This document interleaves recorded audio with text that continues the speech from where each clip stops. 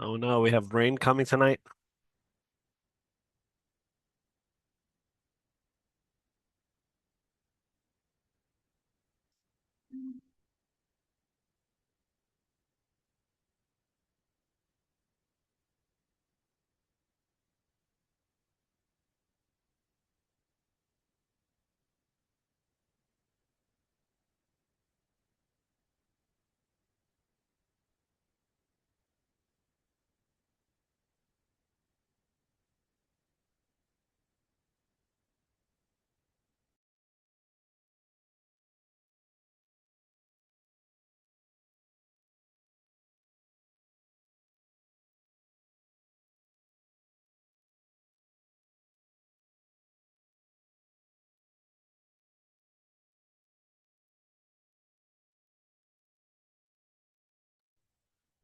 Welcome, everyone. Thank you for signing on a little bit early. We're going to start the webinar at 12:01, so sit tight.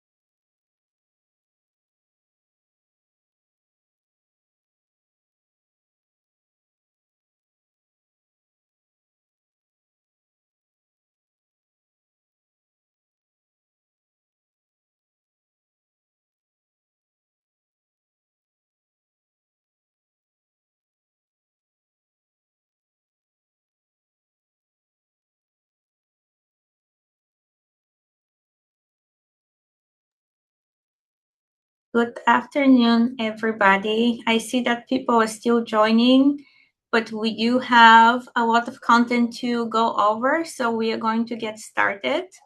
Thank you for joining our coastal storm overview. This is hosted jointly with between New York City Emergency Management and the Mayor's Office of Mass Engagement. My name is Iskra Kilgore. I'm the Assistant Commissioner of Community Engagement in New York City Emergency Management.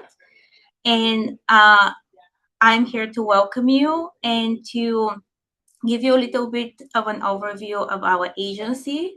But before we do that, I just want to go through some housekeeping items. We do have American Sign Language available. Our interpreters are spotlighted for those who need them. We also have live captioning. Mariah posted some information in the chat of how to enable it. So if you need it, please click on the closed captioning button. We are recording. This is live. We are recording. For all of you who are here, we are going to share the recording after this. Also, we will share some information, some links that you can review after the webinar. We are going to send that to you as well after. We do have a lot of people sign up for this webinar. If there are any AI bots Here, we will have to exclude them. But again, we're going to be sending a recording, so you don't need to record this. You will have everything. If you have any questions, please use the Q&A in the Zoom, and we are going to try to address as many questions as we can during the webinar. We will send you a survey at the end. This is very important. This is not necessarily a feedback survey about how you felt about the webinar, but we really want to understand your expectations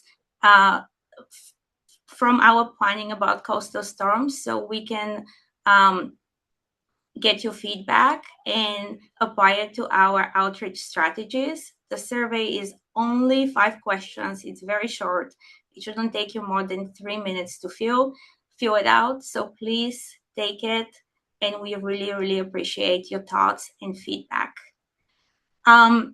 This is a series of webinars. We are hosting a coastal storm webinar today because we are in the height of coastal storm season. We hosted one back in May about heat, and we are planning to continue this collaboration between us and the Mayor's Office of Mass Engagement and host these seasonal webinars. The next one will be on winter weather, and we are going to let you know when that will be happening, but it will be probably in November or December. So we hope you join us for that one as well. Next slide. So today we're going to give you a little overview of our agency and the Office of Mass Engagement, because that's a new office in the Mayor's office. We are going to hear the seasonal forecast for this coastal storm season. And then we're going to go through our 2 main operations for coastal storms, which is evacuation and sheltering. And at the end, we are going to give you some preparedness tips. And we really hope that you and your communities are prepared or will prepare after this webinar for coastal storms. Next slide. For those of you who haven't interacted with our agency or the New York City Emergency Management Department, our goal is to help people prepare before, during, and after emergencies. We are responsible for planning for all types of emergencies, weather hazards, also man-made emergencies, and we coordinate the response of the city. We also have a robust community engagement where we go out into many communities and talk to people about how to prepare. And we also work with community-based organizations. So if you're interested in engaging with us, send us an email after this webinar, and we are happy to come and do presentations in your communities about preparedness for coastal storms or any other emergencies. And from here on, I'm going to pass it to Robert Akla, who is the Deputy Director of Emergency Response in the Office of Mass Engagement. Thank you, Eskra. Really appreciate you. Thank you, everybody, for taking the time today to join us. We appreciate it immensely. Before we get into the presentation, I want to just spend a minute talking about who Office of Mass Engagement is, and more importantly, why we're having this conversation today. So the Mayor's Office of Mass Engagement is really about creating a connection between city government and New Yorkers. That means getting information from city to communities, but it also works the other way around. We want to hear from communities, getting that information back to city leadership and agencies. During an emergency, that connection becomes so incredibly important for us. Can we get to the next slide? I just want to go through the campaigns, the 3 teams that we have. We have a campaigns team, we have a faith-based team, and we have an emergency response team that I belong to. All 3 of us have one thing in common. We're here to build relationships. Our campaign team does it door to door through events like New York City 101, talking to tenants, talking to bus riders about faster buses. Our faith-based team does it through holding roundtables throughout the cities, visiting all types of house of worships, and then connecting them with city leadership as well. And then I'm a part of the emergency response team here. And what we're doing is we build the bridge from everything that we're hearing to city agencies to be able to get things done. What we really want to emphasize today is during a coastal storm is being able to take the information that you're hearing today and getting it out to the community at large through your networks, through your congregations, to your friends, to your family, making sure that people who have not heard this hear it. That is the most important part of this process. It's an incredibly important part of emergency preparedness, to be able to get the notify NYC alerts and make sure that your community is hearing that is extremely important. I don't want to take up too much more time, but we have our email there, organized at cityhall.nyc.gov. Please reach out to us if you have anything. We'd love to hear from you. Thank you again, and I'll hand it over to Alex Gallagher. All right. Good morning or afternoon, everyone. My name is Alex Gallagher. I am the meteorologist here in New York City Emergency Management. I'm here to talk to you a bit about hurricane season, hurricanes, what they are, their threats, and what our outlook is like for the season. So the first thing I want to start off the bat with is hurricane season officially runs from June 1st to November 30th. While it does span a long period of time, the greatest potential for hurricanes in New York City typically runs from August to October as storms become more intense and have a greater likelihood of tracking further north. And one thing that I kind of want to take a moment to really drive in here before we get into hurricanes is the difference between storm surge and inland flooding. We know a lot about inland flooding from any can happen during any type of rain event, but coastal storms bring the unique hazard of storm surge, which is water that is driven inland from the coast by a combination of wind and low pressure, driving seawater up and over the coastline into the city, whereas inland flooding is caused by rain that's falling down from the sky that is beyond our capacity to handle for our sewer systems. It's important to note they can both happen at the same time and present a very difficult hazard when that happens, but storm surge is a unique hazard for coastal storms. So next slide. So coastal storms are organized weather systems that have varying scales of impacts based off of their characteristics. A lot of it depends on the size, intensity, and the direction of the storm. That has a huge bearing on what we see when it comes to those kinds of hazards. The direction often determines where we are relative to the storm sector. Certain portions of the storm, such as on the west side, tend to have more heavy rain and freshwater flooding with strong, intense rain bands, whereas areas to the northeast or upper right of the storm motion tend to experience the worst in terms of storm surge and flooding, but also the greatest risk of things like tornadoes from severe bands close to the storm center. So a storm's track has a large influence on a variety of intensities and hazards associated with it. And no matter which section of the coastal storm that you are in, it can cause severe damage to infrastructure and systems, everything from transportation, utilities, emergency facilities, and roads. They are very damaging systems that impact everything. Next slide. So it would be remiss of me not to note that when we talk about coastal storms, we talk about both tropical cyclones and extratropical storms. Most people are familiar with tropical cyclones, things like tropical storms, hurricanes, but extratropical storms like nor'easters can also bring similar coastal flooding hazards with their own special hazards.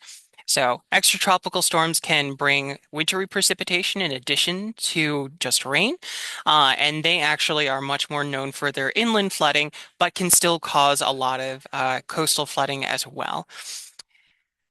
Tropical cyclones are more associated with severe thunderstorms and potential tornadoes, and very much more so heavy precipitation, strong winds, and notable storm surge, bringing it far inland. And this can cause widespread inland flooding and coastal flooding. Well, in areas where we're experiencing both heavy precipitation and strong winds due to the coastal storm. So I do want to note New York experiences hazards from both of these kinds of storms, and increasingly often we experience hazards from tropical systems that become extratropical cyclones. So we can often have a combination of all different types of hazards. Next slide. tropical cyclone tracks.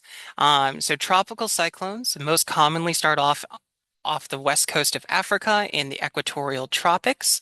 They start as clusters of thunderstorms traveling across these tropical waves from east to west across the Atlantic. And as they move west to east with the east to west with the trade winds, they start to recurve to the north as they grow more intense.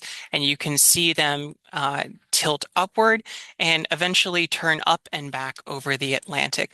But most commonly, they go pretty much from east to west, ending up over the Caribbean Sea and into the Gulf of Mexico. Next slide. So why do tropical cyclones move this way? Well, they're influenced mainly by three different factors: steering winds, sea surface temperatures, and drift. Steering winds are things like the trade winds in the equatorial regions and the jet stream that we have here in the mid-latitudes. Those largely drive things from east to west in the tropics and west to east up by where we are in the northeast. So depending on where the storm is, it's going to be influenced by those steering winds. But tropical cyclones also really like to follow warm sea surface temperatures. They are very large storms that require a lot of heat, a lot of moisture to keep themselves going. As such, they will naturally move towards areas of higher sea surface temperatures to follow it as long as possible. And lastly, storms like these naturally drift. The larger and more intense that a tropical cyclone grows, it naturally experiences a bit of drift to the right of its motion, largely to the north. So they'll naturally drift up into our latitudes. Next slide. So tropical cyclone tracks that have come near New York City. Over the last 150 years, New York City has seen 61 tropical cyclones that have tracked within 60 miles of New York City. While each storm is unique, arriving from either the south, along the Gulf of Mexico, or originating all the way from the west coast of Africa, they all recurve up the north towards New York City. And it's important to note that no matter the track and no matter the intensity here, in 150 years, New York City has yet to experience a storm above a Category 3. Not to say it is not possible, but the majority of our storms are on those lower end sides, not major hurricanes. Next slide. And finally, our outlook for the season. Because of the strong El Nino that you may have heard about, the 2026 Atlantic hurricane season is looking below average. We are very confident that we've been seeing a lower average of storms thus far, and we'll continue to see them throughout the rest of the season. We're expecting 7 to 13 named storms. As of yet, we've seen 3, all of which have only been tropical storms, but there is the potential to see a couple of hurricanes, expected between 2 to 6, and the possibility of 0 to 2 major hurricanes. That's Category 3 and above. Now, the one thing I really want to drive home here before I hand it off to my wonderful colleagues is that it only takes one storm. While New York City does not get very intense hurricanes, Hurricane Category 1, tropical storms, no matter the category, all of these storms have the potential to be extremely hazardous to parts of New York City.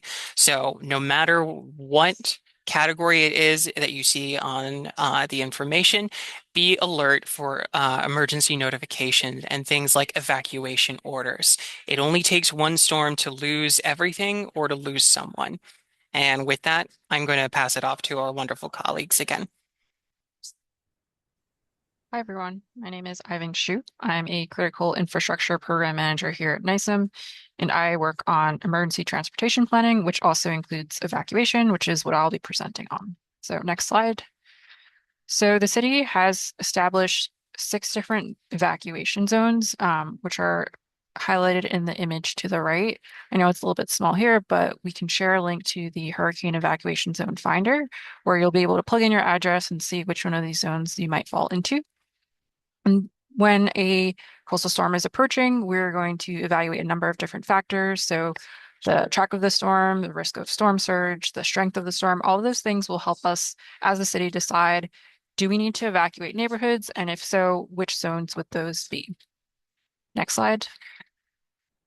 So before I dive into this slide a little bit more, I want to preface it by saying that a lot of our operations are based on timing from something we call 0 hour, and that is defined as the arrival of tropical storm force winds or winds 39 miles per hour or more. And so evacuation orders are typically issued by the city 48 hours before 0 hour.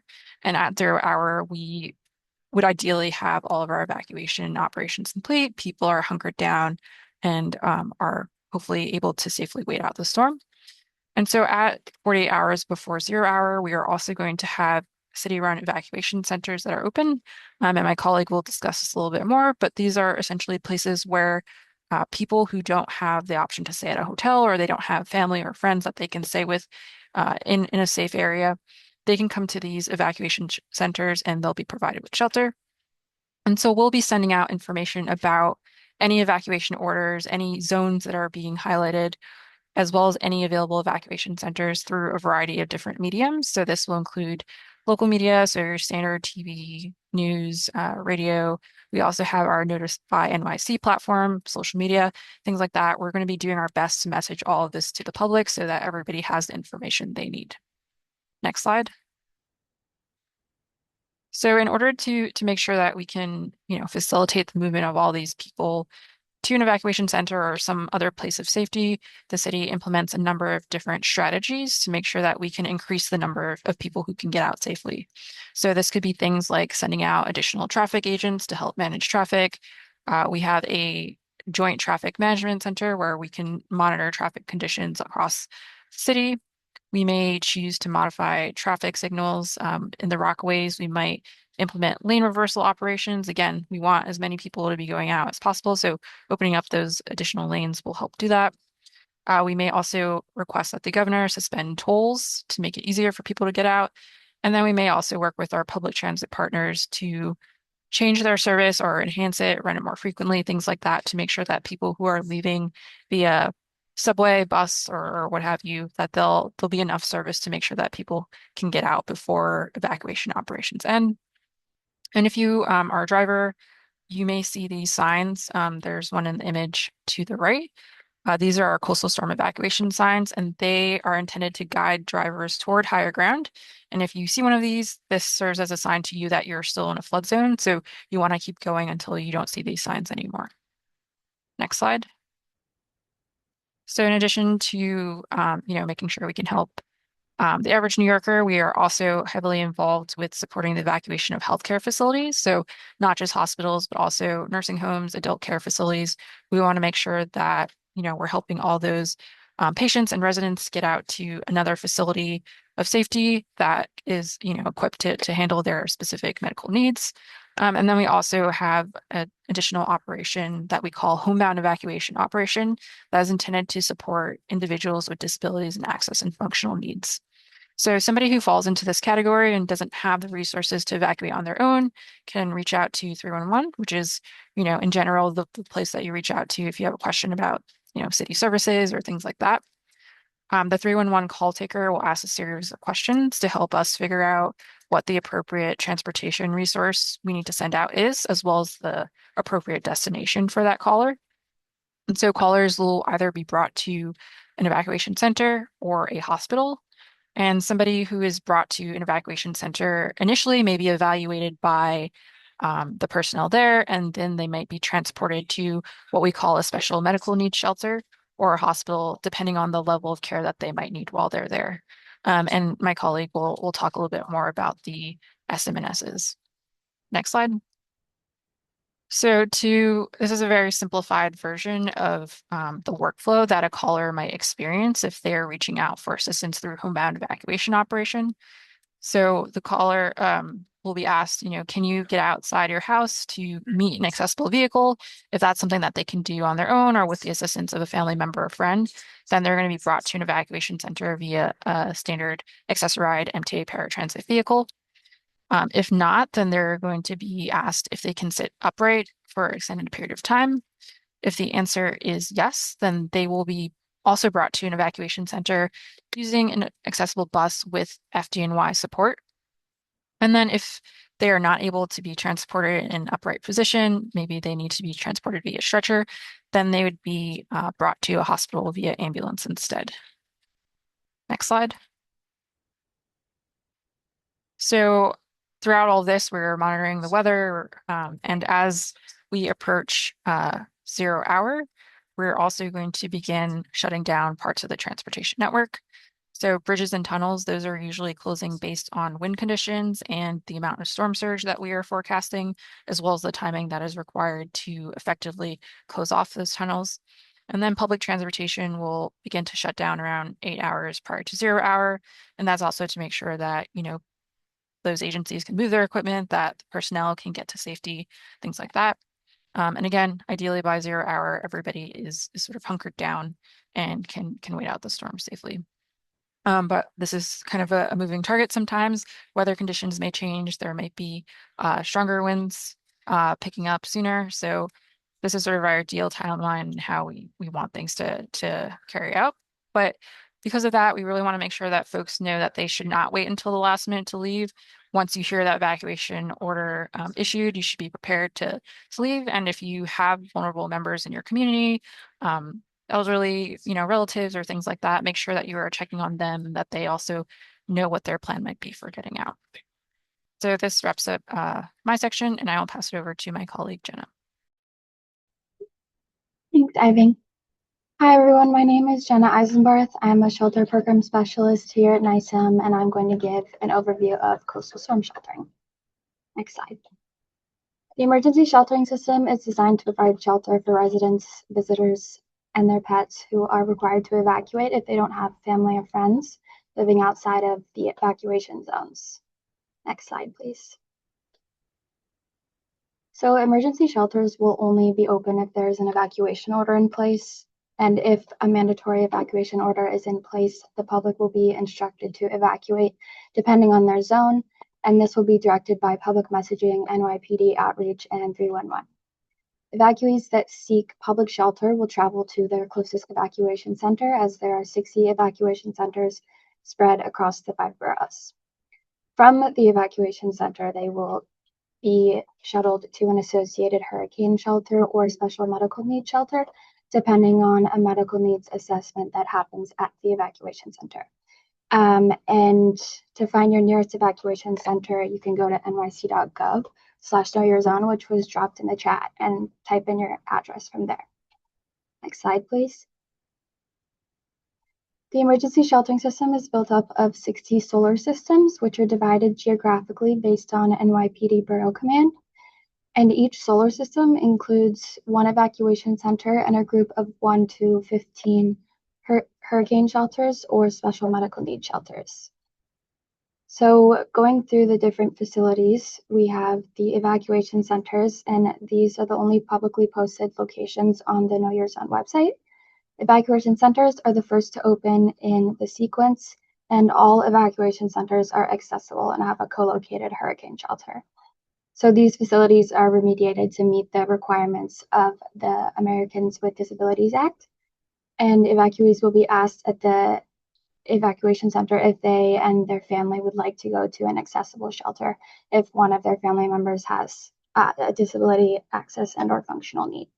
And these shelters will have things like video remote interpretation tablets for language access needs and mobility devices like wheelchairs and walkers.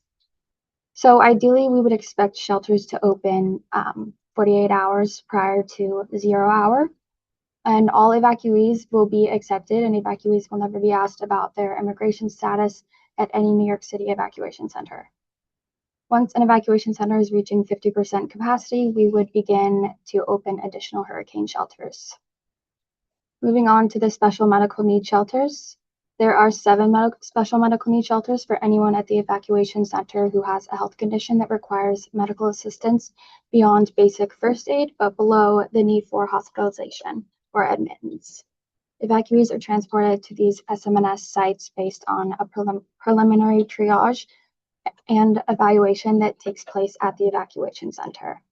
In general, evacuees who require placement in an accessible shelter or SMNS are transported by paratransit vehicles, or New York City public school buses. SM&S shelters also offer more medical assistance than the basic first aid at shelters. So things like special diets, medical devices, or supervised medication. Put into perspective, standard shelters offer first aid at the same level as school would. So basic Tylenol, Tums, Band-Aids, things like that. Next slide, please. So what to expect at a coastal storm shelter. Once you arrive to an evacuation center, you'll fill out a basic registration form for you and your family. And if you have a pet, you will be asked to fill out a separate animal take form. For those who require medical assistance, we'll also fill out a medical intake form to determine if they will be transported to a different shelter.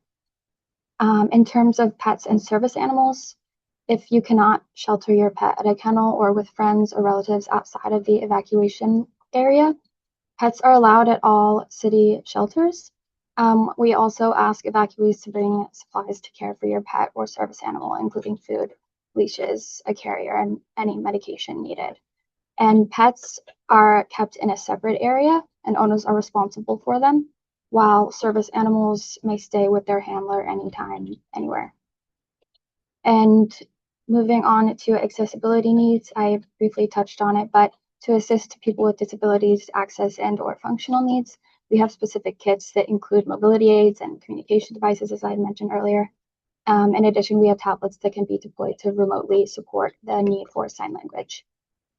Lastly, if you follow the link in the chat, as I mentioned, there are additional resources for what to expect at coastal storm shelters, and it also provides a list of things that you can bring with you, which there's a screenshot of it there on the screen. And that is it for the coastal storm sheltering overview. I will now pass it to Jill.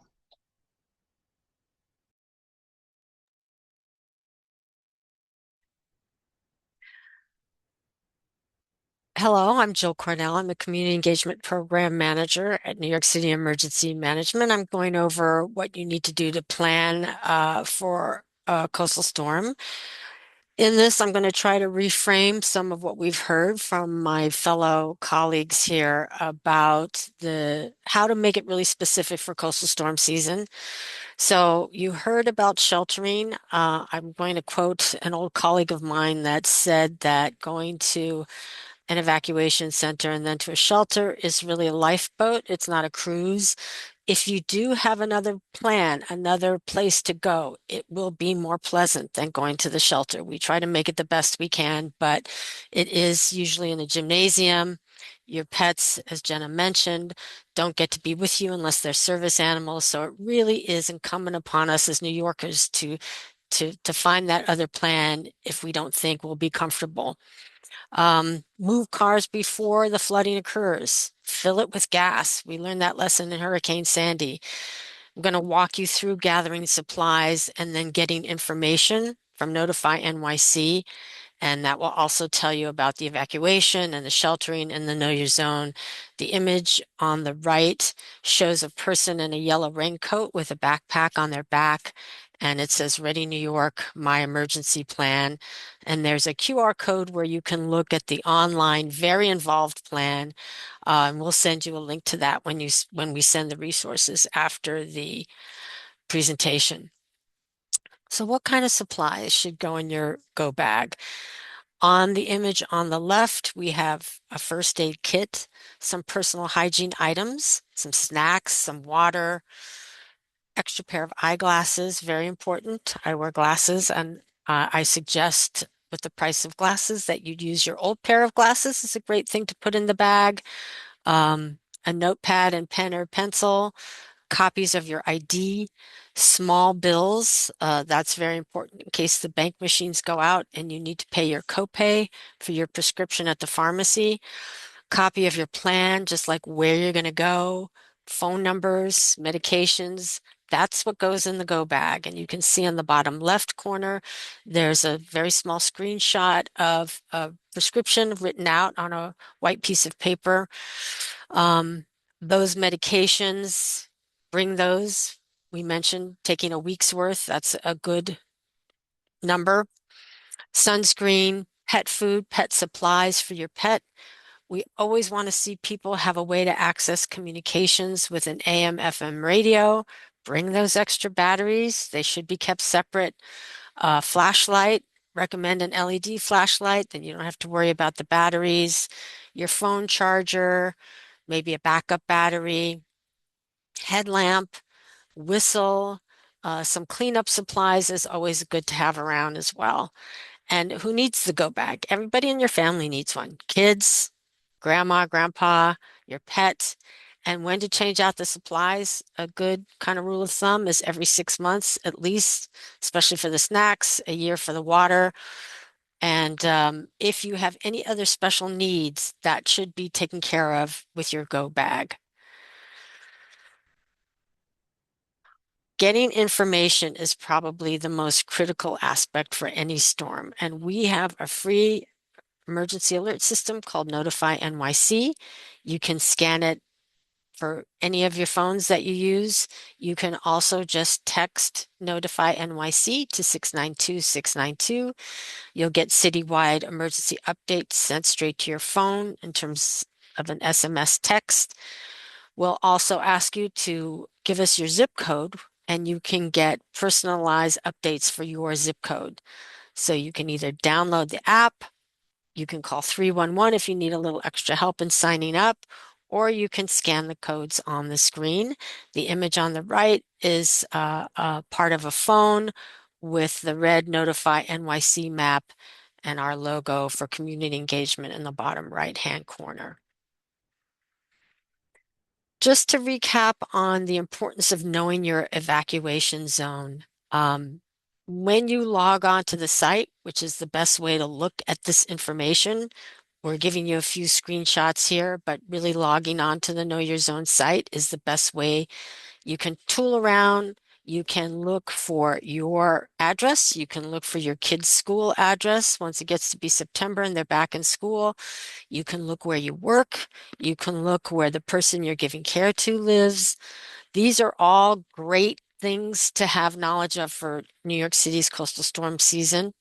But really, we really want to stress making a plan, especially if you have kids, if you're an older adult, if you have special considerations, special needs, either if you have a disability or an access or other functional need, making a plan, underscored, bolded, whatever you need to do to take care of yourself and your pets, please do that.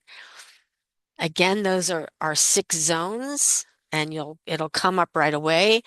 But I want to just repeat something Alex said, which was just because we're not getting that, category 2 or 3 or 4 or 5 hurricane that we hear about in other jurisdictions, doesn't mean that New York City can't feel the effect from a tropical storm or a post-tropical storm. We feel it. We have had those storms in the last few years. So even though you've been listening to the news and you heard that it's going to be a slightly slower hurricane season, the impacts for New York City cannot be stressed enough. We encourage you to make that plan, knowing where you're going to stay, having a place to stay that's outside of your neighborhood if you're in that coastal evacuation zone, something inland. And if you're inland and you hear that the storm is coming, where are you going to stay? These are all considerations we encourage you to think of now while we have a blue sky outside. So we encourage you to take the next step. We've given you multiple ways to know your zone, including putting the link in the chat. Sign up for Notify NYC today. If you haven't already, you can do it very, very simply with a text message. Create a plan using our tools. And most importantly, please share this information with a friend, a neighbor, a loved one who didn't make it to this call. Maybe somebody you care for. Maybe someone who might need extra help when they have to evacuate. This is so critical right now that we build on our social capital with each other. You heard Rob talk about it. We really want to connect to you and help you get through this coastal storm season. And now we're going to put the survey link into the chat. and we will take answers in the Q&A.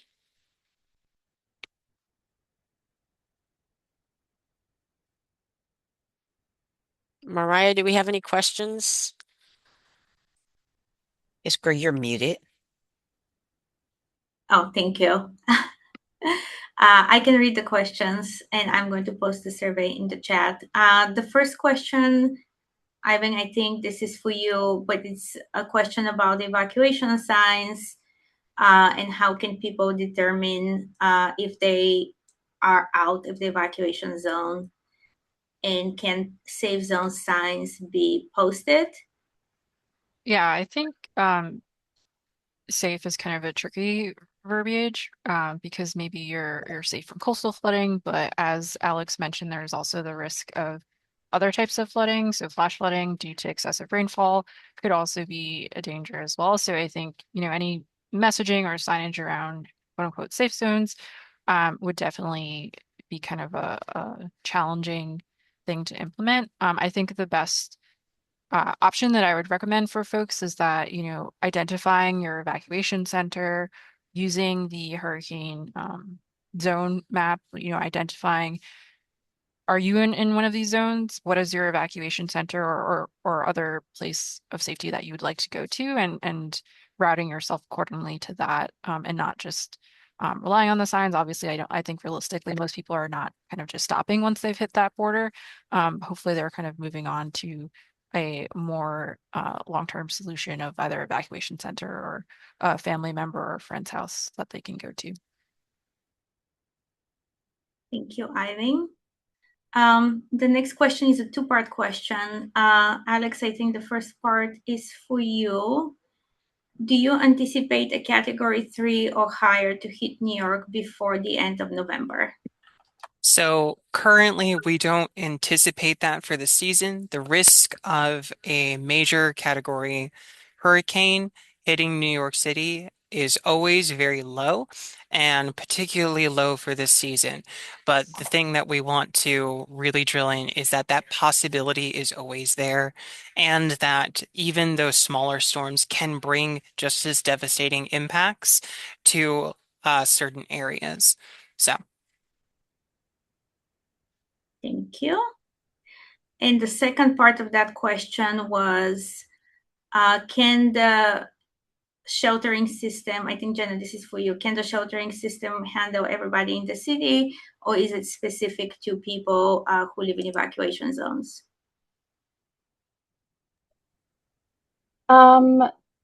If you receive an evacuation order, no shelter will turn anyone away, but they are specifically for people that are being asked to evacuate. Okay. I think also one of the things that we didn't mention here, but it's good for people to know, if you are not in an evacuation zone and we do have a coastal storm coming, everybody else should be ready to shelter in place. So everybody should have a stay-at-home kit with food and water and other supplies to last them 3 to 7 days. So for those who are not in evacuation zone, be prepared to shelter in place. And for those who are ordered to evacuate, please make sure that you are leaving the evacuation zones that are ordered to evacuate. Okay. The next question is, for those of us with emergency management background, can we volunteer to support? Or is it only CERT teams that can support, if not city workers? So there is, if you're interested in supporting, the best way is to affiliate yourself with an organization, which is CERT or the American Red Cross or other voluntary organizations that support disasters. Trained affiliated volunteers are our first group of volunteers we're going to tap into. For spontaneous volunteers, my recommendation is to connect with New York Cares, who are our partner, and they can help deploy and organize spontaneous volunteers, so volunteers who are not affiliated with organizations. Can we have updated information or brochure sent to our office? Yes, you can. For everybody who is interested in receiving guides, please email readyny@oem.nyc.gov. We'll also send you that email. So you can email us and we can send that information over. Can you address current status of flood protection infrastructure in Lower Manhattan? I don't believe that we have anyone who can speak to that on this call. And Yes, Ivan? I can very Okay. generally, I can say that if you're referring to the East Side Coastal Resiliency Project, there are two main project areas. So Project Area 2, and that's between East 15th Street and East 25th Street. That one, to my understanding, is pretty much complete and can be deployed in case of a coastal storm. And then Project Area 1, which stretches from Montgomery Street and 15th Street. That one still has some construction ongoing, and the city is working on interim plans to deploy other solutions to kind of make up for the gaps in construction right now. And those will probably be HESCO barriers or other types of deployable flood measures that will be in place for this coastal storm season until that construction is done. But if they want more specifics, we can direct them to our resiliency folks. Okay, thank you so much, Ivan.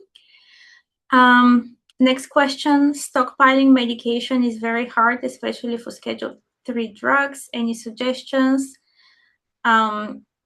Probably requires emergency managers to talk to industry to make a category to get back to up supplies of drugs. My recommendation here is to speak with your doctor and just see what they recommend in terms of medications. We do know it's hard. At the very least, you do need to have your prescription medication names and dosages written in your emergency plan so that you can obtain them if you don't get them with you. So please make sure you have that information. I'm just before an evacuation zone. Should I still evacuate? So if you're not in an evacuation zone, you should be prepared to shelter in place. But I recommend everybody to listen closely to instructions and follow the instructions that the city will be giving. Again, evacuation will be happening about 48 hours before we expect impacts. So people will have time, but please listen closely to instructions because every storm is different. Are we able to share the recording with those who are not able to attend? Yes, when we send you the recording, you will be able to share it. You're also more than welcome to share the resources that we're going to send you. And thank you so much for doing that because we really want more people to be prepared.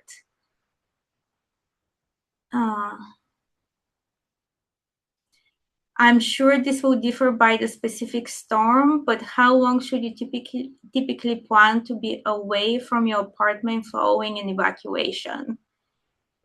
I would say that's a very difficult question to answer.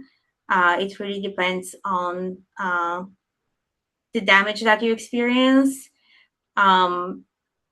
Shelters will be open at least, I think, Jenna, you can correct me on this, but at least 3 to 7 days. But then a longer term housing may be needed for those who can't return home.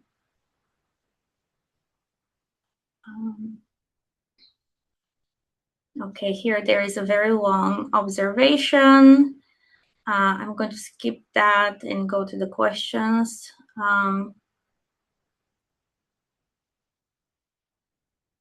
So this is around the subway being inundated, I assume by water, and find alternative lines. Is there a way I can use NYCEM resources to better prepare for these types of circumstances during the workday? Ivan, this is, I think, more of a transportation question. I'm not sure if this means like identifying specific transportation alternatives, but in general, staying plugged in to Notify NYC is a great way to get information about transit disruptions as well as any other type of emergencies during kind of like the average workday. I think that our ability to provide alternative service is going to depend on roadway conditions. So for example, I think for a bit there was after Sandy, I think there were some buses that were set up as an alternative to train. So again, if roadway conditions allow, that might be something that we can do. But I think it might be helpful to have a little more clarity from whoever asked this question if there's more detail that they can share about their specific request. Thank you, Ivan. Does the city have any plans to distribute any items for go bags for free? Unfortunately, we don't have free go bags. I know that New York State occasionally does what they call citizens preparedness trainings, and they do distribute go bags for free if you attend the training. But really, a go bag shouldn't be that expensive to put together. Most of the items you should have at home. And really, the most important thing is to make it personal so you have the things that you need.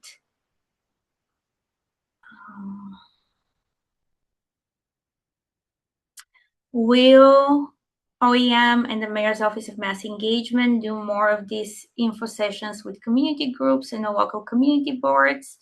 I would say yes. Through the Ready New York program here, we do over 300 to 400 presentations a year. Again, if you're interested in a presentation like this, please email us at readyny at oem.nyc.gov,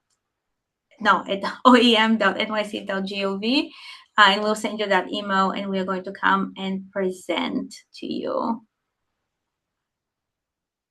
And I think those were all the questions.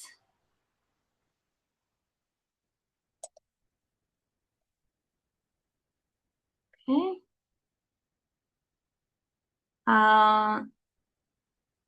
Okay, one more question. If you're a homeowner, should you shut off the electrical panels and main water valves before leaving? I was advised by a wiper to shut off the electric, and they didn't. I would say yes. Shut off everything in your house. If you're ordered to evacuate, shut off everything in your house before you evacuate. Are there any Red New York liaison training coming up for CERT? We will get back to you on that. For the CERT program, we'll get back to you, Laura, on that. Yes, Laura, we'll put the links for the CERT program in the resource and the follow-up when we send out the email tomorrow. As well for the other Laura who asked about the link, in addition to the email address that Iskra gave, there is a link on our website where you can request supplies for your office. So that will also be on the resources list.